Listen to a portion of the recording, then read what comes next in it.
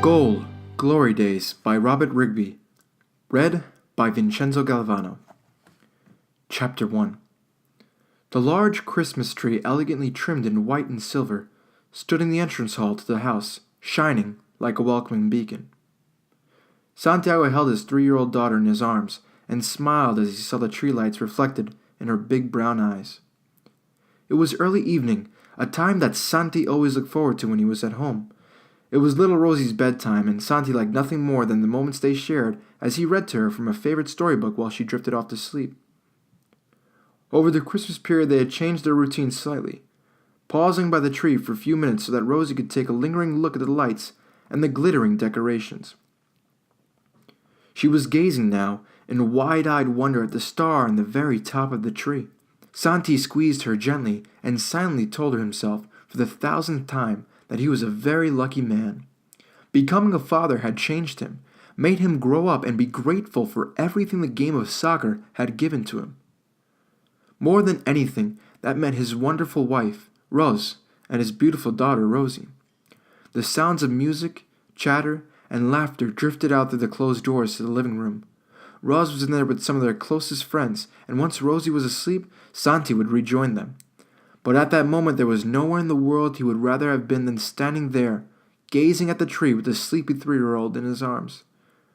Life had changed so much in 3 short years, and all for the better, although it had seemed for a while that Santi's soccer career has been in freefall.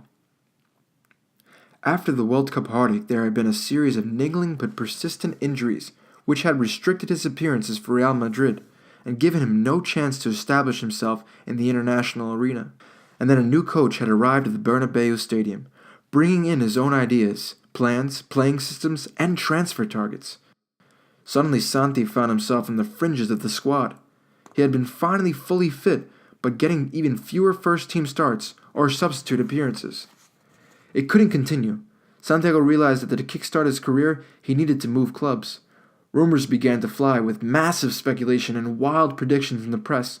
Both the Milan clubs were said to be tracking the situation and considering bids. Then German giant Bayern Munich was believed to be interested. In England, it was rumored that Santi would join former Real Madrid teammate Jonathan Woodgate at White Hart Lane and become part of the Tottenham Hotspur setup. But none of these moves came to fruition. No club seemed prepared to match Real's valuation of Santiago or take a risk on a player who had suffered a string of injuries.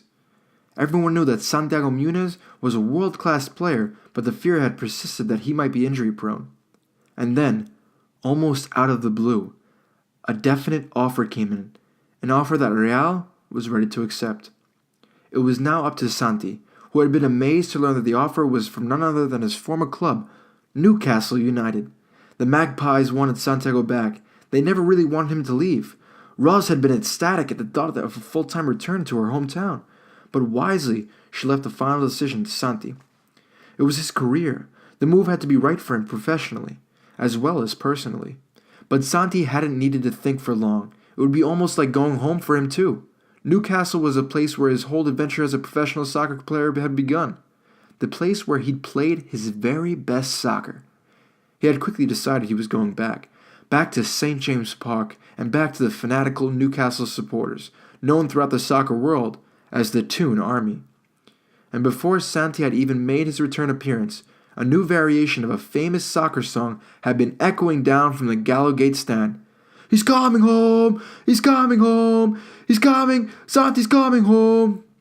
It had gotten even better for the returning hero and the Toon Army when, in his first match back in the Premiership, Santi grabbed 2 goals. And that had just been a taste of things to come, because since then Santi had returned to his very best goal-scoring form. Away from soccer, Santi and Rose still had their lovely home just outside the city, close to their old friends Jamie and Lorraine, and to Rose's mom, Carol. And they had ended all the doubts and worries about their future together by finally going through with their long-delayed wedding. Santi smiled as he looked down at his daughter, and saw that she had finally fallen asleep on his shoulder. "Yes, you're a very lucky man, Santiago Muñez," he whispered. He walked to the staircase and was just about to take the first step up when the double doors to the living room opened. "Come on, Santi! You're needed for charades! Jamie and Lorraine are—" Santiago turned back. "Shh!" Gavin Harris, Santiago's great friend and former teammate at both Newcastle and Real Madrid, stood in the open doorway. "Sorry," he said in an exaggerated whisper, then pulled the door shut behind him and tiptoed over the stairs like a pantomime villain. He looked down at the sleeping Rosie and grinned.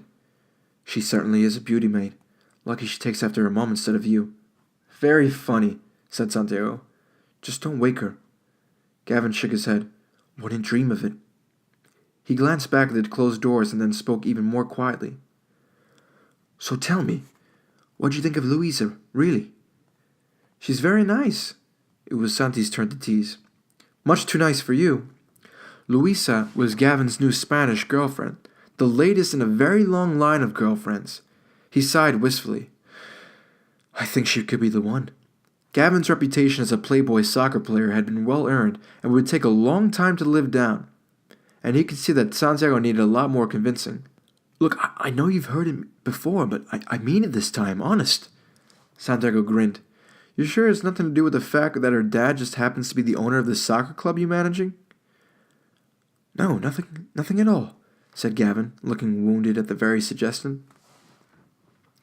Gavin was still living and working in Spain, but his career as a top-flight soccer player had continued for just one more season after Real's Champions League triumph. The club had decided to let him go. It was fair enough.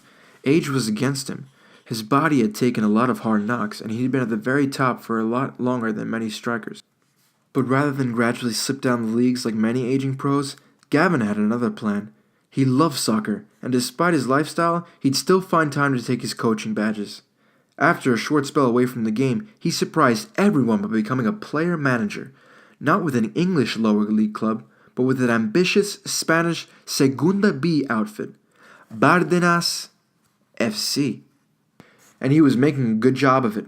His team was well placed in the league and still in the Copa del Rey, the Spanish equivalent of the FA Cup, and Gavin was continuing to make his mark in the field with some spectacular cameo appearances as a super substitute. Over the Christmas break, he returned to England to visit his friends, to set up some TV work, and to take the opportunity to watch Santi play in the Boxing Day fixture against northeastern rival Sunderland over at the Stadium of Light. The match had been hard-fought, a typical derby encounter, and it ended in a 1-1 draw. "You played well yesterday, mate," Gavin said. "Carry on like that and you'll make the World Cup, no problem." "The squad, maybe," said Santiago as Rosie shifted slightly in his arms. "But there are a couple of strikers well ahead of me as far as making the team is concerned." Gavin shrugged his shoulders. "All you can do is keep on keeping on. You'll make it. You have to, because I'll be out there working for TV. I'm not going all the way to South Africa without my mate Muñez." End of chapter 1.